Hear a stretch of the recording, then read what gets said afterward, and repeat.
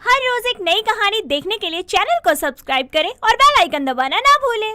रोज की तरह हिमानी सुबह की पहली किरण के साथ किचन में जाकर काम करती है और सिंक में पड़े हुए बर्तनों को धोकर किचन को साफ करके चाय बनाती है और सभी चाय की चुस्कियों के साथ सुबह की शुरुआत करते हैं।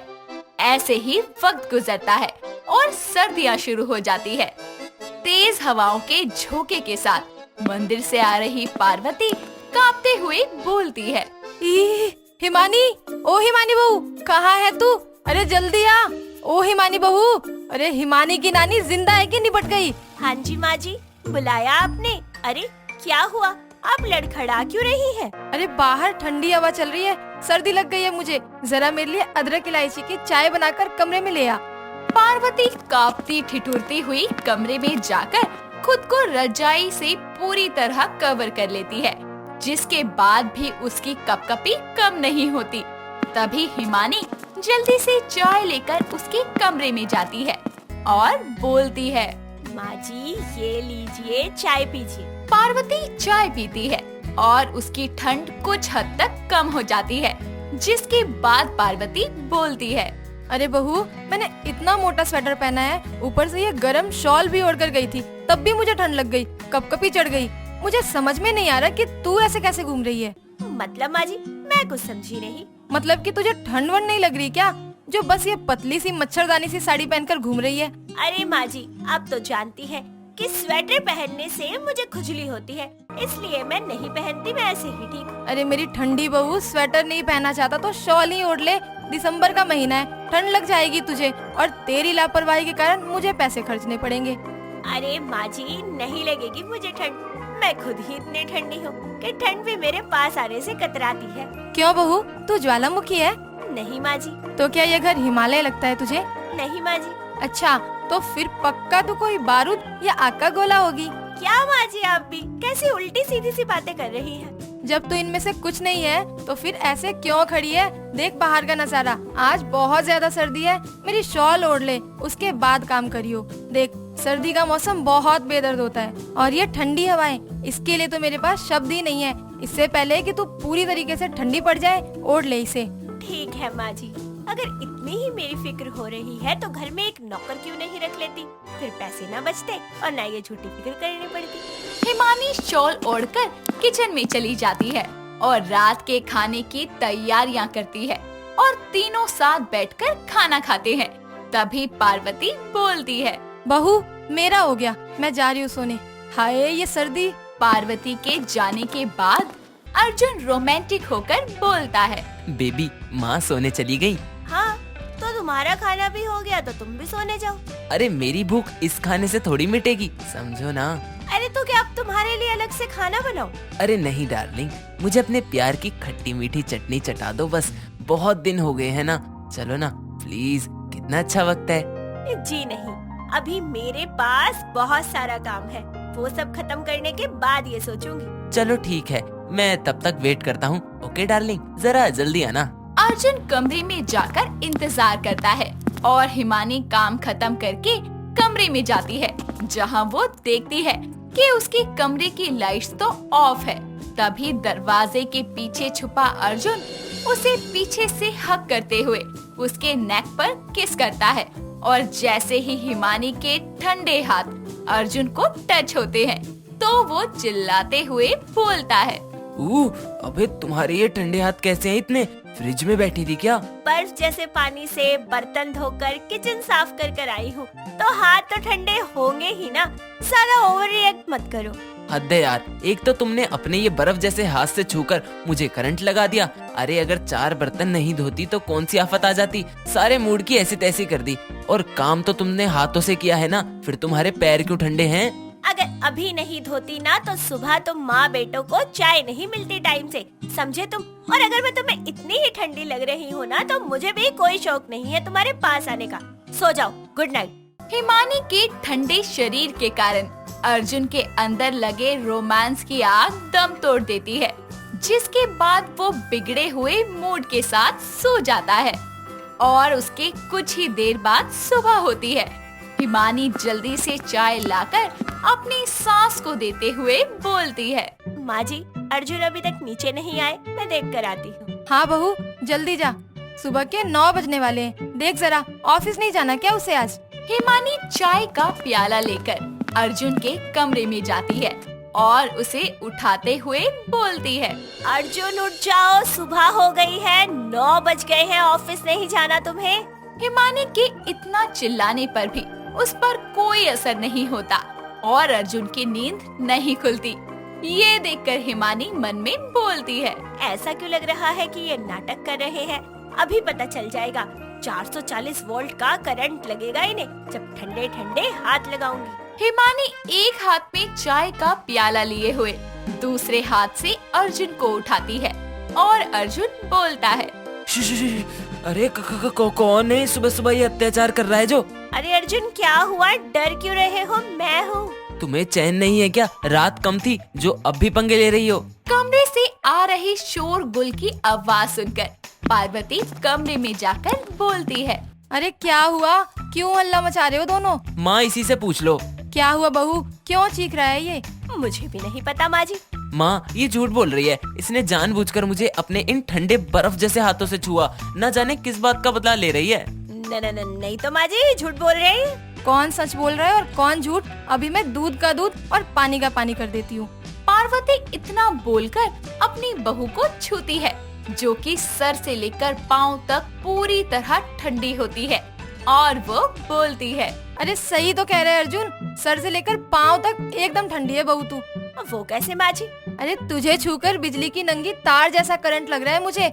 लग ही नहीं रहा कि तू इस घर में रहती है। कैलाश पर्वत से उठ के आई है क्या बहू, जो इतनी ठंडी है? माँ, इसका तो हर साल का यही है। हम दोनों के हाथ इतने गर्म रहते हैं और इसके हिमालय पर्वत जितने ठंडे। ऐसा इसलिए अर्जुन, क्योंकि घर का काम सारा मैं अकेले करती हूँ। अरे माँ जी तो सारा दिन रजाई में पड़ी रहती हैं और तुम्हें भी कोई काम नहीं करना होता। सारा दिन मैं कभी बर्तन घिसूं, कभी कपड़े धोऊं, कभी झाड़ू, कभी पोछा। अरे मैं इतना काम करती हूँ तो मेरे हाथ तो ठंडे रहेंगे ही ना। अगर आप लोगों में हिम्मत है तो एक दिन मेरी जगह पर काम करके देख लो, पता चल जाएगा। अरे मेरी ठंडी बहू, ज्वालामुखी में तब्दील मत हो, शांत हो जा। तू तो बुरा मान गई, हम तो यूं ही मजाक कर रहे थे। हिमानी गुस्से में नॉन स्टॉप दोनों को सुनाकर वहाँ से चली जाती है। वक्त गुजरता है और एक दिन पार्वती के कमर में जोर से दर्द होता है और उसके दर्द के करहाने की आवाज सुनकर हिमानी उसके कमरे में जाती है और उसको बोलती है। क्या हुआ माँ जी? अरे बहू, मेरे कमर में बड़े जोर से दर्द हो रहा है। बुढ़ापे का पैगाम है ये दर्द, तो होता ही है। अच्छा रुकिए, मैं आपकी मालिश कर देती हूँ। हिमानी जल्दी से तेल लेकर अपनी सास की मालिश करने के लिए आती है, जहाँ उसकी सास उसे बोलती है। रुक जा, पहले बता कि फिर से कहीं तू ठंडी तो नहीं है ना? अरे माँ जी, मेरे हाथ ज्यादा ठंडे नहीं है, यकीन कीजिए। नहीं बहू, ये उपकार फिर से मत कर। एक काम कर, तू रहने दे, मैं ठीक हूँ, मेरा दर्द भी खत्म हो गया। लेकिन अभी तो आप दर्द से चिल्ला रही थी। नहीं तू जा, मैं ठीक हूँ। अपनी बर्फ जैसी ठंडी बहू के ठंडे हाथों के शौक से बचने के लिए पार्वती बहाना बनाती है। ऐसे ही रात होती है और अर्जुन बोलता है। बेबी सुनो ना, पता नहीं क्यों मुझे ना गर्मी सी लग रही है। तो मैं क्या करूँ? तो तुम अपनी थोड़ी सी ठंडक मुझे दे दो, मैं तुम्हारा पति हूँ। अभी बताती हूँ। ठीक है, लेकिन इस बार चिल्लाना मत। हाँ पक्का। हिमानी जानबूझकर अपने ठंडे पैरों से अर्जुन को छूती है और अर्जुन बोलता है। बेबी, तुम्हारे पैर अब तक ठंडे हैं? तुम्हें तो पता ही है कि मैं चाहे घंटों भी रजाई में पड़ी रहूं, मेरी बॉडी ऐसे ही ठंडी रहती है। तुम्हें रोमांस करना है या नहीं, ये बताओ। हाँ हाँ करना है। Let's go darling. हिमानी धीरे धीरे उसके करीब आती है और एक बार फिर अर्जुन के बर्दाश्त की सीमा पार हो जाती है और वो अपनी ठंडी बीवी को खुद से दूर करके अकेले ही सो जाता है। ऐसे ही वक्त गुजरता है और बदलते मौसम के साथ हिमानी के ठंडे शरीर का बर्फ जैसा तापमान भी कम होने लगता है, जिसके बाद पार्वती की ठंड में ठंडी बहू सर से पांव तक साधारण तापमान से परिपूर्ण हो जाती है। पूजा एक बहुत ही चंचल और पढ़ी लिखी लड़की थी। वो मेकअप करने की बहुत शौकीन थी। घर हो चाहे बाहर, वो हमेशा ही मेकअप किए बिना नहीं जाया करती थी। परिवार में उसकी माँ मीना और पिता मनोज थे। यहाँ तक कि पूजा अपनी पॉकेट मनी से भी सिर्फ और सिर्फ मेकअप प्रोडक्ट्स ही खरीदा करती थी। ऐसे ही एक दिन विदेश से उसके घर पर उसकी मौसी की बेटी लीजा आती है और वो अपने वहाँ के एक्सपीरियंस और रहन सहन के बारे में पूजा को बताती है। दीदी, आपके फेस पे इतना ग्लो कैसे है?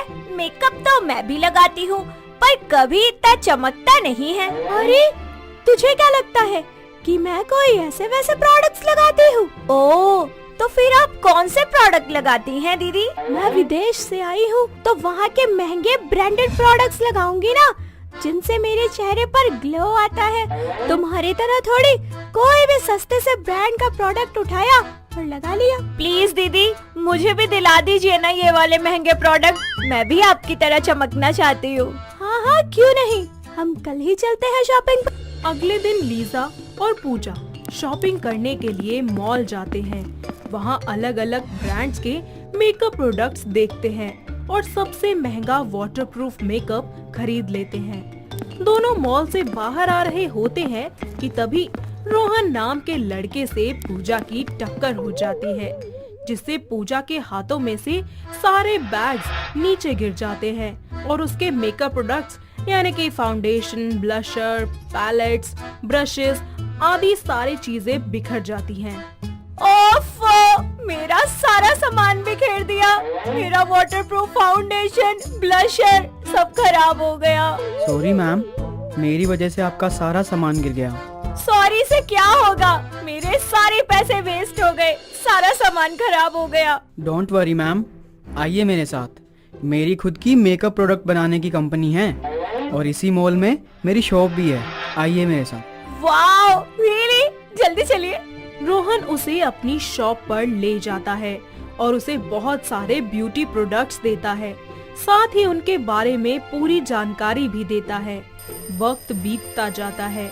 अब जब भी पूजा को मेकअप प्रोडक्ट्स लेने होते, वो रोहन के पास जाती और उसे ढेरों सारी बातें किया करती। ऐसे ही समय बीतता जाता है। दोनों के बीच अच्छी दोस्ती हो जाती है और बातों और मुलाकातों का सिलसिला शुरू हो जाता है। साथ ही दोनों एक दूसरे को अपना दिल दे बैठते हैं। ऐसे ही एक दिन पूजा रोहन को मिलने और अपने दिल की बात बताने के लिए उसे सीसीडी में बुलाती है। हाय रोहन। हाय पूजा, तुमने मुझे मिलने के लिए क्यों बुलाया है? रोहन, मुझे तुमसे कुछ कहना है। हाँ बोलो। रोहन, मेरा मन नहीं लगता अब कहीं भी, और ना भूख लगती है ना प्यास लगती है। बस सारा दिन किसी के ख्यालों में खोई रहती हूँ। ओहो, लगता है किसी से प्यार हो गया है तुम्हें। हाँ रोहन, मुझे प्यार हो गया है एक लड़के से। अच्छा, तो बताओ कौन है वो खुशनसीब? अरे और कौन, वो तुम ही तो हो Rohan. I love you so much. सच पूजा, मैं तुमसे पहली मुलाकात से ही प्यार करने लग गया था, पर आज तक तुमसे कह नहीं पाया। आई लव यू टू पूजा। दोनों एक दूसरे को प्यार से गले लगा लेते हैं और थोड़े ही समय बाद अपने इस रिश्ते के बारे में घर वालों को बता देते हैं और दोनों के परिवार वाले आपस में बात करके रिश्ता पक्का कर देते हैं। साथ ही कुछ ही दिनों बाद उन दोनों की बड़ी धूमधाम से शादी हो जाती है। पूजा रोहन के घर की सारी जिम्मेदारियां अच्छे से संभालती है और कुछ ही दिनों बाद रोहन की माँ कमला गांव से वापस आती है और अपनी बहू को देखकर कहती है, अरे वाह मेरी बहू, कितनी सोहनी लग रही है तू आज, किसी की नजर ना लगे तुझे। जी माँ जी, शुक्रिया। हाय, मेरे तो नसीब ही खुल गए, इतनी सुंदर बहू मिली है मुझे। अगर कोई तुझे देखेगा तो बस वाह वाह ही करेगा। अरे माँ जी, कितनी तारीफ करेंगी, अब बस भी कीजिए और चाय पी लीजिए। ऐसे ही समय बीतता जाता है और रोहन का बर्थडे आता है। पूजा पार्टी की तैयारियां करने लगती है। वो पार्टी का सामान लेने मार्केट जाती है तो वहाँ देखती है कि मेकअप प्रोडक्ट्स पर सेल लगी है, जिस पर 90% डिस्काउंट का ऑफर चल रहा है। उसे देखकर वो मन ही मन सोचती है, वाओ, इतने सारे मेकअप प्रोडक्ट, वो भी इतने सस्ते में। बहुत अच्छा मौका है, फिर दोबारा नहीं मिलेगा। एक काम करती हूँ, आज शाम की पार्टी के लिए ना यहीं से सारे प्रोडक्ट ले लेती हूँ। पूजा ढेर सारे मेकअप प्रोडक्ट्स खरीद कर घर ले आती है और शाम को पार्टी के लिए तैयार होती है। पार्टी के लिए तैयार होने में वो वही सस्ते मेकअप प्रोडक्ट्स का इस्तेमाल करती है और रेडी होकर नीचे आ जाती है। जब वो नीचे आती है तो सब उसे देखते ही रह जाते हैं। कुछ वक्त बाद पूजा को अपने चेहरे पर खुजली और जलन होना महसूस होती है, पर वो इन बातों को इग्नोर करके पार्टी एंजॉय करने में लग जाती है। रोहन और पूजा मिलकर केक कट करते हैं और डांस भी करते हैं। पार्टी खत्म होने के बाद जैसे ही पूजा अपना सस्ता मेकअप रिमूव करती है तो मानो उसके तो होश ही उड़ जाते हैं, क्योंकि उसका पूरा चेहरा बुरी तरह से लाल हो गया होता है। साथ ही उसके मुंह पर छोटे छोटे लाल दाने भी निकल आते हैं, पर उसे बहुत ज्यादा खुजली और जलन भी महसूस होती है। तो वो अपने चेहरे को पहले तो ठंडे पानी से धोती है और फिर उस पर बर्फ लगाती है, लेकिन उसे कोई फर्क ही नहीं पड़ता। तभी कमरे में उसकी सास और पति भी आ जाते हैं और पूजा को देखकर बोलते हैं, अरे ये क्या हाल बना रखा है पूजा तुमने, और ये सब कैसे हुआ? हाय हाय, अरे बहू, ये तेरी शक्ल लाल टमाटर जैसी क्यों हो गई? वो मैं पार्टी के लिए सामान लेने मार्केट गई थी, तो वहाँ पे मैंने देखा कि मेकअप प्रोडक्ट्स की सेल लगी है, वो भी एकदम सस्ते दामों में। मैंने वहाँ से प्रोडक्ट्स ले लिए और यूज किए, जिसके बाद मेरा ये हाल हो गया। पागल ही हो बिल्कुल, हद होती है। मतलब तुमने सस्ता देखकर अपनी स्किन के बारे में जरा भी नहीं सोचा कि यह कितना ज्यादा हार्मफुल हो सकता था। पर नहीं, तुम्हें तो बस मेकअप से मतलब है, उसकी क्वालिटी से नहीं। मुझे माफ कर दीजिए और मुझे बहुत ज्यादा जलन हो रही है, प्लीज कुछ कीजिए ना। अगली सुबह रोहन पूजा को लेकर स्किन स्पेशलिस्ट के पास जाता है, जहां डॉक्टर पूजा का स्किन टेस्ट करते हैं और बताते हैं, जी देखिए, आपकी वाइफ ने बहुत ही ज्यादा चीप क्वालिटी के बने मेकअप प्रोडक्ट यूज किए हैं, जिसके चलते इनकी स्किन बहुत ही ज्यादा हार्श हो गई है और इनको ईचिंग, रैशेज और डेडनेस भी हो गई है। तो क्या डॉक्टर मेरा चेहरा हमेशा के लिए ऐसा ही रहेगा? मैं कभी ठीक नहीं हो पाऊंगी? जी हो सकती है, पर आपको अपना मेकअप करना छोड़ना होगा ताकि आपकी स्किन का पीएच लेवल सही हो सके।